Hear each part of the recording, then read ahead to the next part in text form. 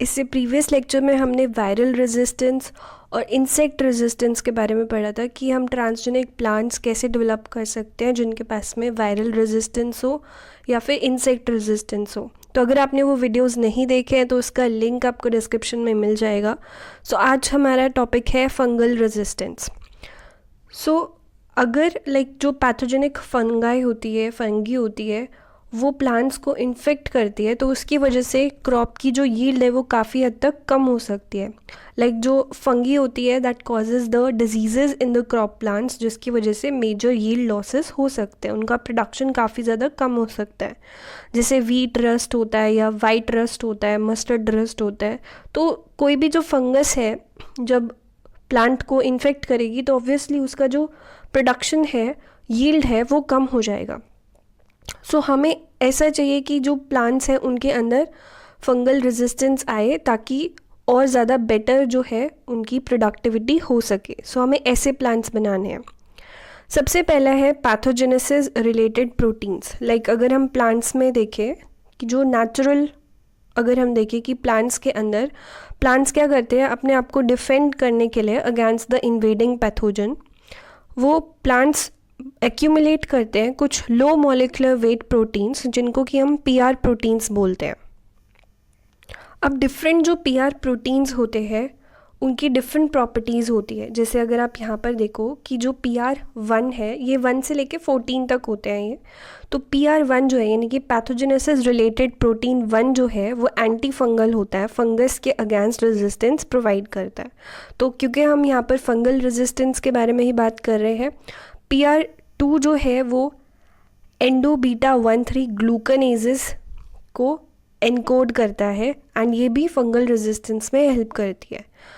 अब क्योंकि आपको पता है कि जो फंगी होती है या फंजाई बोलते हैं हम, तो उसके अंदर जो उसकी सेल वॉल होती है वो काइटिन की बनी होती है।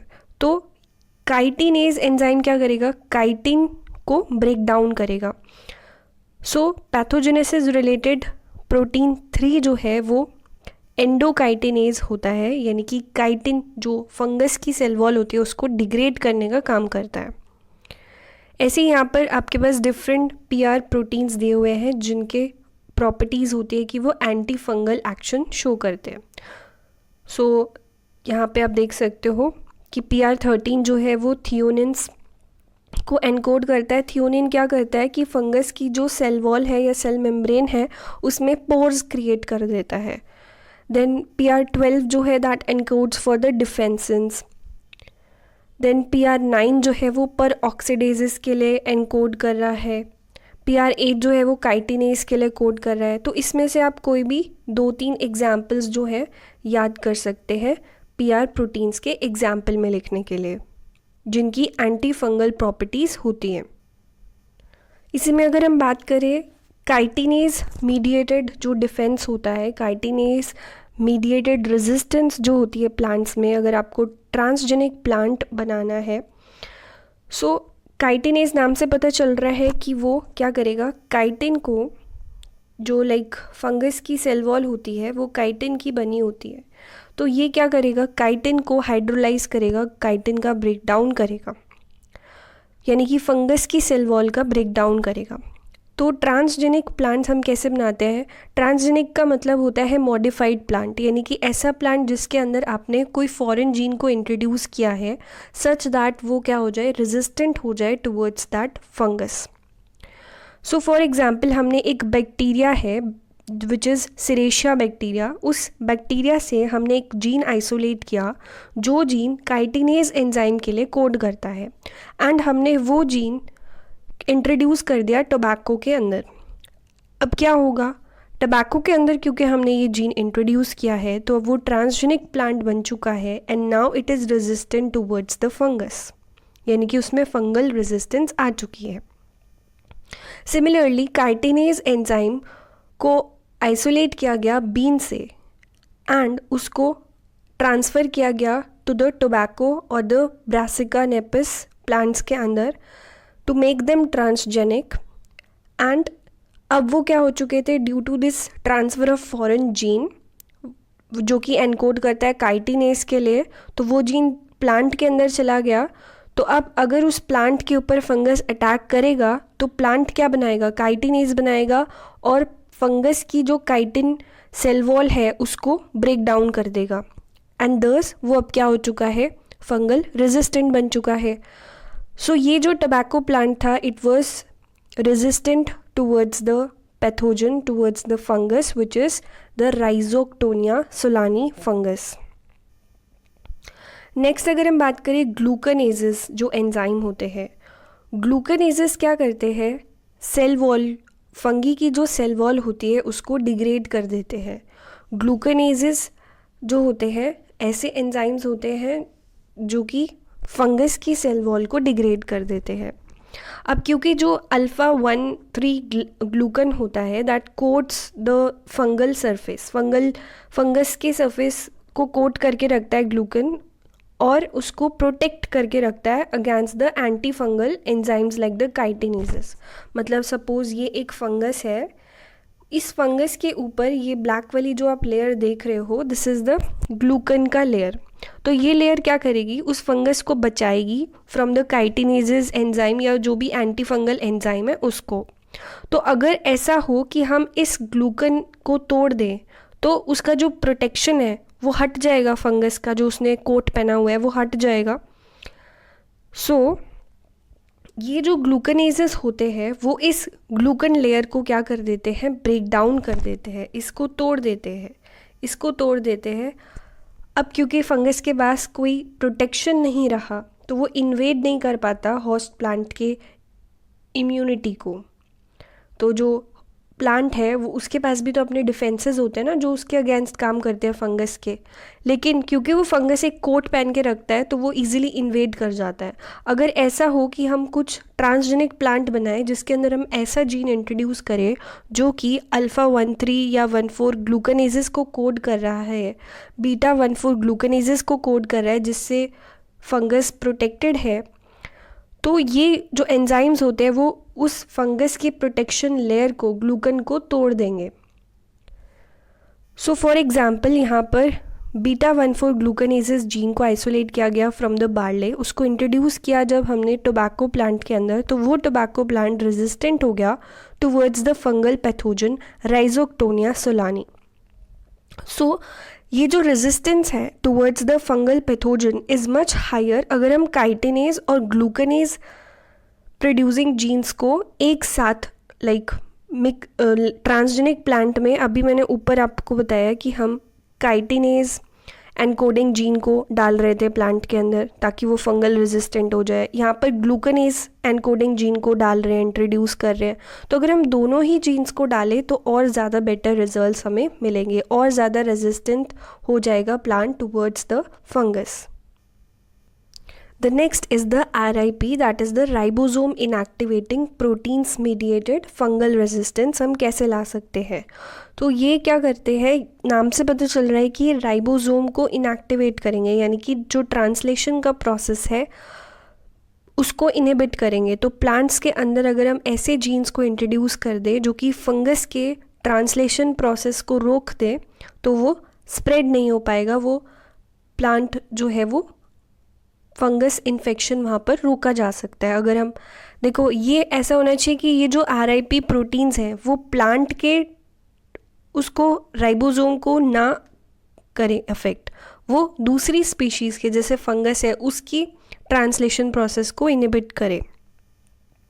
सो फॉर एग्जांपल जो टाइप 1 बार्ले RIP जो हमारा प्रोटीन है that is use to provide resistance to the fungal infections.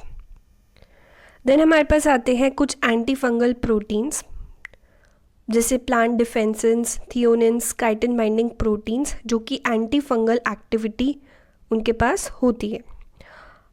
So basically अगर हम बात करें कि जो भी हमारा पैथोजन होता है, सपोज़ ये फंगस है, तो फंगस के अंदर जो उसकी सेल वॉल होती है उसके अंदर क्या होता है, काइटिन होता है, राइट।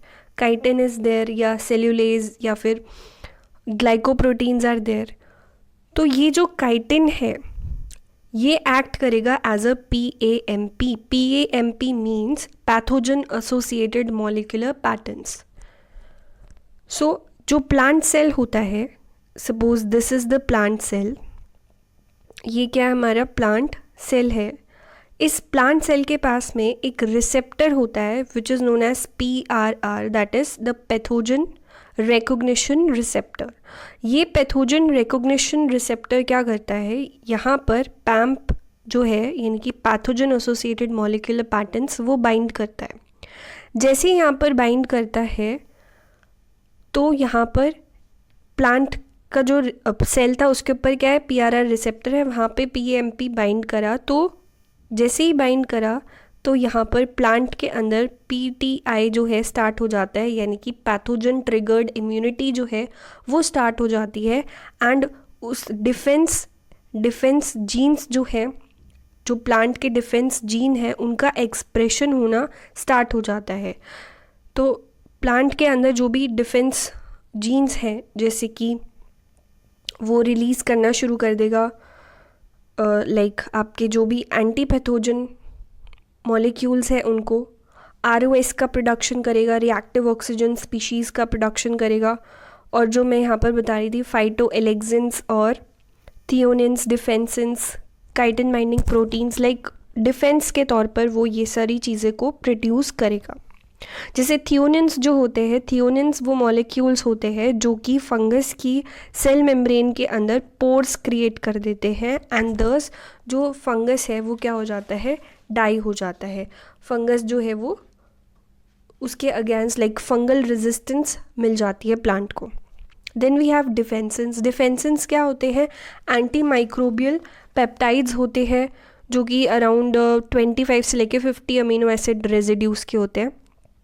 तो ये क्या करते हैं, जो माइक्रोब की प्लाज्मा मेम्ब्रेन है वहाँ पर बाइंड हो जाते हैं, but they do not provide adequate resistance towards the pathogen. मतलब जो नेचुरल डिफेंसेंस प्लांट के अंदर प्रेजेंट है वो इतना प्रॉपर डिफेंस नहीं प्रोवाइड कर पाते हैं। तो इसीलिए हम क्या करें, अगर ट्रांसजेनिक प्लांट को प्रोड्यूस करें, यानी कि बाहर से कोई हम आर्टिफिशियल डिफेंसेंस को ऐड करें जिसका हाई लेवल ऑफ एक्शन हो, उसको इंट्रोड्यूस किया जाए प्लांट के अंदर, तो वो क्या करेगा, फंगल रेजिस्टेंट हो जाएगा। फॉर एग्जांपल पोटैटो के अंदर इंट्रोड्यूस किया गया आर्टिफिशियल डिफेंसिन जीन, जिससे कि वो पोटैटो फंगल रेजिस्टेंट हो गया। Then we have the chitin binding proteins. तो ये काइटिनेज जैसा ही हो गया। सो काइटिन बाइंडिंग यानी कि जो काइटिन जो होते हैं, फंगस की जो सेल वॉल होती है उसमें काइटिन होते हैं, उसके साथ में बाइंड करेगा और उसको उसके इन्फेक्शन को प्रिवेंट करेगा। नेक्स्ट आता है PGIP, that is polygalacturonases inhibitor protein. अगर ये encoding gene PGIP encoding gene हम प्लांट में इंट्रोड्यूस करा दे तो वो प्लांट जो है ट्रांसजेनिक बन जाएगा and it will become resistant to the fungus. ऐसा क्यों? क्योंकि जो पॉलीगैलेक्टोयूरेनेजेस होते हैं वो क्या करता है, होस्ट प्लांट की, मतलब जो फंगस है, ये देखो फंगस ने क्या किया, जो पैथोजन है उसने पॉलीगैलेक्टोयूरेनेजेस को प्रोड्यूस किया। अब ये जो पॉलीगैलेक्टोयूरेनेजेस होते हैं ये प्लांट की सेल वॉल को डिग्रेड कर देते हैं और प्लांट सेल के अंदर पेनिट्रेट कर जाते हैं, अंदर घुस जाते हैं, पूरे में स्प्रेड हो जाते हैं। तो अगर ऐसा हो कि हम इसको अंदर ही ना आने दें पैथोजन को, तो कितना अच्छा होगा। तो अगर हम प्लांट के अंदर PGIP को इंट्रोड्यूस कराएंगे, यानी कि पॉलीगैलेक्टोयूरेनेजेस इनहिबिटरी प्रोटीन को, कोडिंग जीन को अगर हम इंट्रोड्यूस कराएंगे, तो उस प्लांट के अंदर PGIP बनेगा और ये क्या करेगा, इनको जो हमारे पॉलीगैलेक्टोयूरेनेजेस थे, जो पॉलीगैलेक्टोयूरेनेजेस अंदर एंटर करेंगे पैथोजन के, उसको इनहिबिट करेगा। So PGIP are the inhibitors of polyglyctouraneases and enable the plants to resist the pathogen attack. तो इस तरीके से PGIP induced defense response होता है प्लांट्स के अंदर। देन हमारे पास आता है फाइटोएलेक्सिन्स। फाइटोएलेक्सिन्स क्या होते हैं, सेकेंडरी मेटाबोलाइट्स होते हैं जो कि प्रोड्यूस होते हैं प्लांट के अंदर, एंड जब भी कोई इन्फेक्शन होता है तो उसके रिस्पॉन्स में फाइटोएलेक्सिन्स प्रोड्यूस होते हैं। सो अभी क्या है, स्टिल बीन सिंथेज नाम का जो एंजाइम है ये इनकी सिंथेसिस में इन्वॉल्व होता है, like it plays a very important role in the synthesis of phytoalexins. तो इस एंजाइम को हमने आइसोलेट किया है फ्रॉम द पीनट से इसको आइसोलेट किया गया है और इस जीन को इंट्रोड्यूस किया गया in the tobacco, rice, brassica के अंदर। क्योंकि जब आप इन क्रॉप्स के अंदर उसको इंट्रोड्यूस कर रहे हो तो अंदर जाके like the gene encoding, for example कि हमारे पास में स्टिल बीन सिंथेस क्या बनाता है, फाइटोएलेक्सिन्स बनाता है। तो इसका जो जीन है, इसका जीन मैंने इंट्रोड्यूस किया प्लांट के अंदर, इस प्लांट के अंदर। तो जैसे ही ये जीन इसके अंदर जाएगा तो जीन अंदर जाके इसका ट्रांसलेशन होगा एंड इससे फिर स्टिल बीन सिंथेस बनने लग जाएगा इस प्लांट के अंदर। तो जैसे ही कोई फंगस इसके ऊपर अटैक करेगा तो ये स्टिल बीन सिंथेस की वजह से वहाँ पर फाइटोएलेक्सिन्स का प्रोडक्शन होगा, फाइटोएलेक्सिन का हाई प्रोडक्शन होगा एंड दस वो क्या हो जाएगा, फंगल रेजिस्टेंस हो जाएगा। अब ये एक टेबल है, इसमें से आप एग्जाम्पल्स ले सकते हो, हर एक का एक दो ले लेना। जैसे pathogenesis related proteins, PR proteins की अगर हम बात करें तो काइटिनेज जो कोडिंग इन जीन था उसको आइसोलेट किया गया फ्रॉम द सिरेशिया बैक्टीरिया एंड उसको इंट्रोड्यूस किया गया टोबैको के अंदर ताकि वो क्या हो जाए, इस पैथोजन के रेजिस्टेंट हो जाए, अल्टरनेरिया के रेजिस्टेंट हो जाए। ऐसे यहाँ पर राइस के अंदर काइटिनेस एनकोडिंग जीन को इंट्रोड्यूस किया गया ताकि वो राइजोक्टोनिया सोलानी के रेजिस्टेंट हो जाए, इस पैथोजन के रेजिस्टेंट हो जाए। तो यहाँ से आप कोई भी जो भी आपको इजी लगे कोई भी एक दो एग्जाम्पल आप ऐड कर देना पीआर प्रोटीन्स के अंदर। देन एंटी माइक्रोबियल प्रोटीन्स की अगर हम बात करें सो अल्फा थियोनिन जीन को बार्ले से आइसोलेट किया गया एंड टोबैको के अंदर जब उसको इंट्रोड्यूस किया गया तो this tobacco become resistant towards this pathogen. Barley ribosome RIP proteins का मैंने डिस्कशन किया था अभी। तो आरआईपी प्रोटीन्स को जब बार्ले से आइसोलेट करके टोबैको में डाला तो वो किसके रेजिस्टेंट हो गए, राइजोक्टोनिया सोलानी जो कि एक सॉइल फंगी है उसके ये रेजिस्टेंट हो गए। ऐसी फाइटोएलेक्सिन्स में देखो, फाइटोएलेक्सिन स्टिल बीन सिंथेस किससे हमने आइसोलेट किया, पीनट से आइसोलेट करके हमने राइस प्लांट के अंदर, टोबैको प्लांट के अंदर इंट्रोड्यूस किया सच दैट वो क्या हो गए, हमारे फंगल रेजिस्टेंट हो गए। तो इस पीडीएफ का लिंक आपको डिस्क्रिप्शन में मिल जाएगा, वहाँ से डाउनलोड कर सकते हैं। So that's all for today. अगर वीडियो आपके लिए हेल्पफुल था तो प्लीज़ अपने फ्रेंड्स के साथ भी शेयर करें एंड अगर आप चैनल पर नए हैं do subscribe for more updates. Thank you and have a great day.